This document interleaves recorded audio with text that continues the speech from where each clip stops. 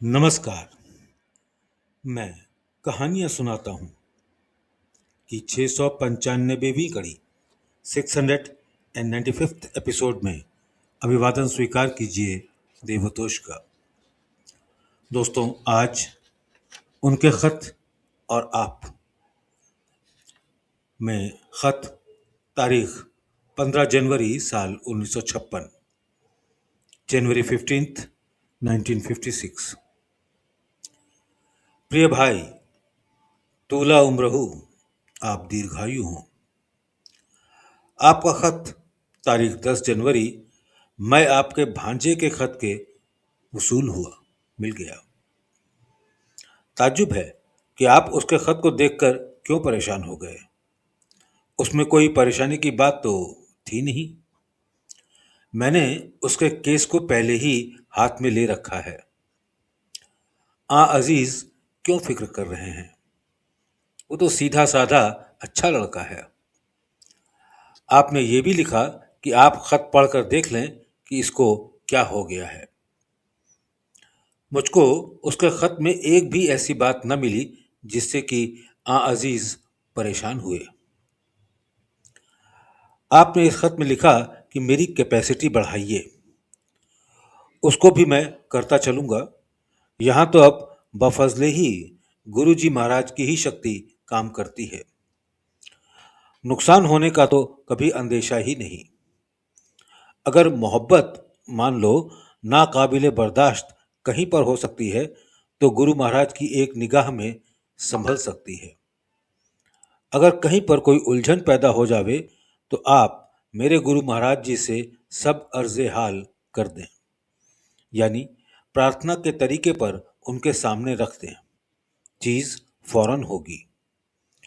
इसमें अगर दिक्कत मालूम हो तो आप मुझसे भी इसी तरीके से वहां से कह सकते हैं। मुझको उसका पता चले ख्वाह ना चले, आपका मतलब गुरु महाराज जी की कृपा से हल हो जाएगा।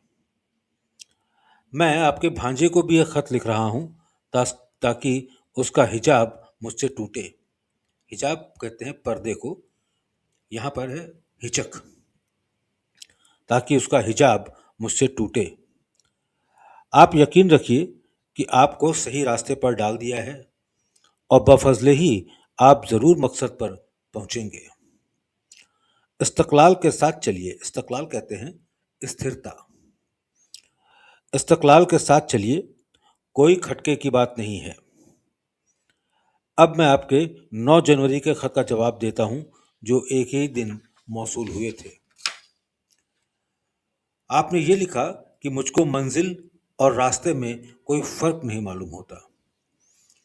ये चीज एक अच्छा लगाव जाहिर करती है।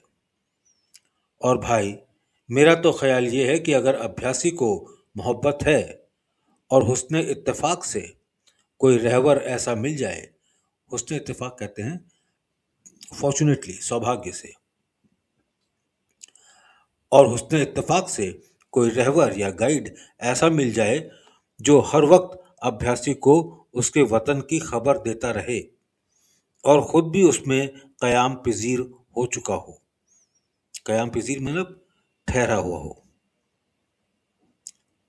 अगर अभ्यासी में मोहब्बत है और हुस्न इत्तेफाक से कोई रहवर ऐसा मिल जाए कि जो हर वक्त अभ्यासी को उसके वतन की खबर देता रहे और खुद भी उसमें कयाम पजीर हो, तो यकीन समझिए कि अभ्यासी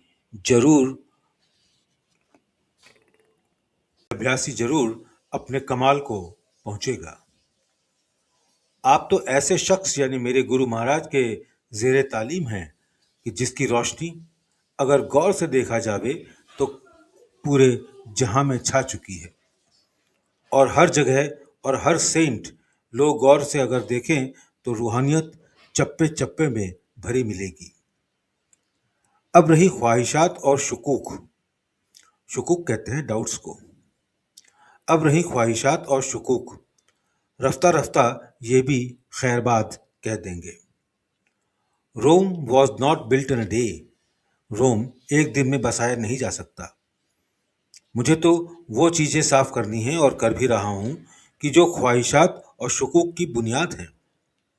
आपको मैं मार्फत भी पिलाता जाता हूँ और इस मुतबर्रिक शराब के रखने की जगह भी वैसे ही बताता जाता हूँ और आपको क्या चाहिए। वाह, क्या बात है। मैं मार्फत आध्यात्मिक शराब, मुतबर्रिक शराब बरकत वाली शराब, जिस शराब से बरकत होती है। आपको मैं मार्फत भी पिलाता जाता हूँ और इस मुतबर्रिक शराब के रखने की जगह भी वैसे ही बताता जाता हूँ और आपको क्या चाहिए। आपने ये भी लिखा है कि राइट थिंकिंग नहीं पैदा हुई। क्या आप ये समझते हैं कि ये चीज़ आप में पैदा नहीं होगी? मगर भाई, निगारे सुबह वतन को जरा संवरने तो दो, मतलब अभी और उजाला होने तो दो। अभी लोग साइंसदां समझते हैं, ये उनका कॉल है। कॉल है मतलब ये उनकी बात है। इससे आपको परेशानी क्या? खैर, आपको कुछ समझते तो हैं और मुझको तो लोगों ने हमेशा बेवकूफ़ समझा और मेरे लिए आम राय बुजुर्गान और रिश्तेदार जो मुझे जानते थे यही थी। तो बुरा तो मुझे मानना चाहिए कि वो मुझको बेवकूफ़ समझते थे। मगर अफसोस की बात ये कि लोग आपको अच्छा समझते हैं और फिर आप बुरा मानते हैं। आप इसके जवाब में ये कह सकते हैं कि चूंकि मैं ऐसा नहीं हूं इसलिए बुरा मानता हूं। तो भाई, इस तरह मैं भी कह सकता हूं कि मैं ऐसा नहीं था मगर लोगों ने मुझे बेवकूफ़ी समझा, तो मुझे भी बुरा मानना चाहिए था। मगर जब मैंने एक खराब बात को सुनकर लोगों के कहने का कुछ एहसान न किया तो आपको अच्छी बात पर तो बुरा मानने का कोई हक ही नहीं। आप इत्मीनान रखिए कि मैं आपका इम्तहान नहीं ले रहा हूं। आपका इम्तहान लेना गोया वो मेरा ही इम्तहान होगा। इम्तहान तो वहां होता है जहां शक है और मेरे दिल में आपकी तरफ से शक की कोई गुंजाइश ही नहीं। आप ये भी यकीन रखिए कि इलेक्ट्रॉन तो क्या चीज़ है, आपकी अगर यही हालत रही तो हर गुत्थी आपकी समझ में आ जाएगी। मैं वाकई पिछले खत में हस्बे मामूल बच्चों को दुआ लिखना भूल गया और ये मेरी गलती थी कि मुझे ख्याल ही नहीं रहा। आपके बच्चों के लिए जब तक मैं ज़िंदा हूँ हमेशा ही दुआ रहेगी कि खुश व खुर्रम रहें और रूहानियत में भी चमकें। मौलवी गुलाम सरवर खां साहब को जो मैंने ख़त लिखा है उसकी नकल आप अपनी फ़ाइल में करके ज़रूर रख लें ताकि आप अपने दोस्तों को दिखला सकें। वो ख़त इतना जामे है, इतना व्यापक है कि उसकी तफसीर के लिए 100 सफ़े और लिखे जा सकते हैं। तफसीर मीन्स उसकी विस्तार के लिए, उसकी कमेंट्री के लिए।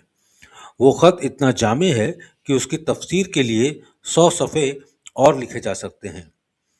उसमें मैंने फ़ना और बका की हालत दिखाई है।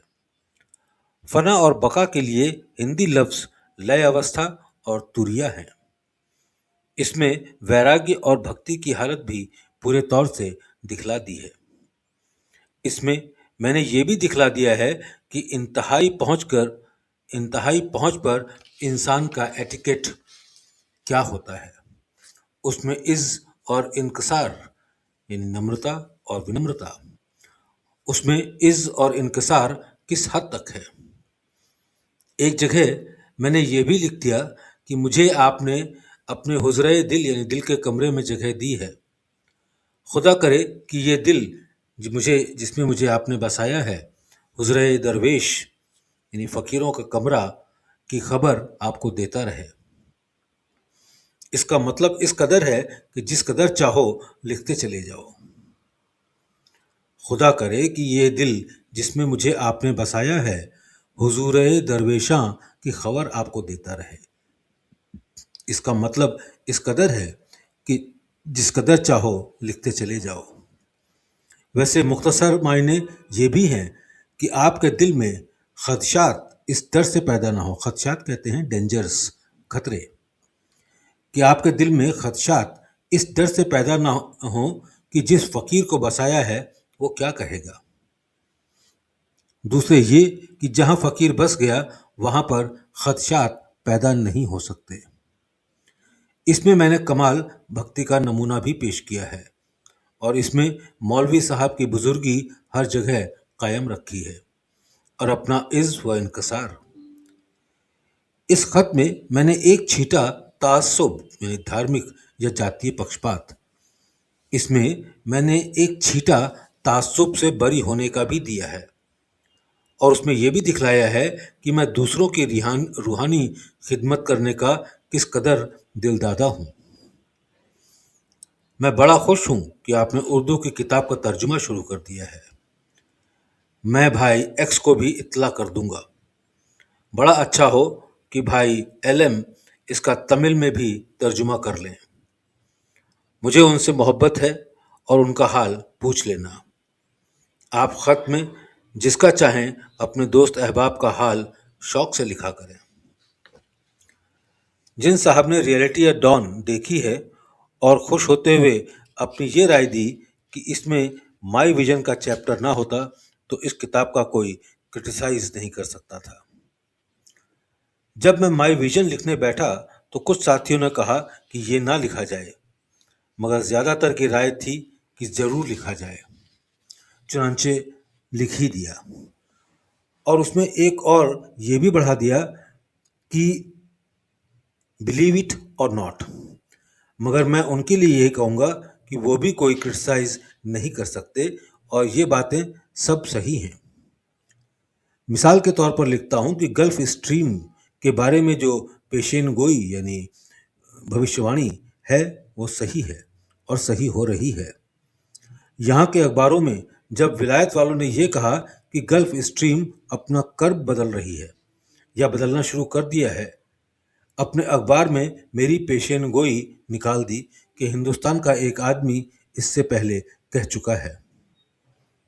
दूसरी चीज जो मेरे एक साथी ने कही थी कि किसी अखबार में उन्होंने ये भी पढ़ा कि इंग्लैंड वालों को ये शुबह पैदा हो रहा है कि वॉल्केनिक एनर्जी लंदन के नीचे मख्फी है, छुपी हुई है, जो नुकसान पहुंचा सकती है। तीसरी बात मुझसे ये कही गई कि अमेरिकन का ख्याल ये हो रहा है कि वहाँ की वेल्थ कमी पर है, कम हो रही है। बेहतर ईश्वर जानता है।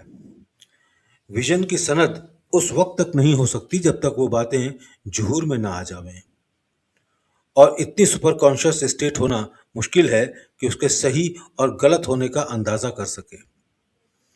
एक स्वीडन का सेंट चिल्ला रहा है कि दुनिया में तबादला लाजमी है, और मेरी ये बातें जापान के मैगजीन में निकल चुकी हैं।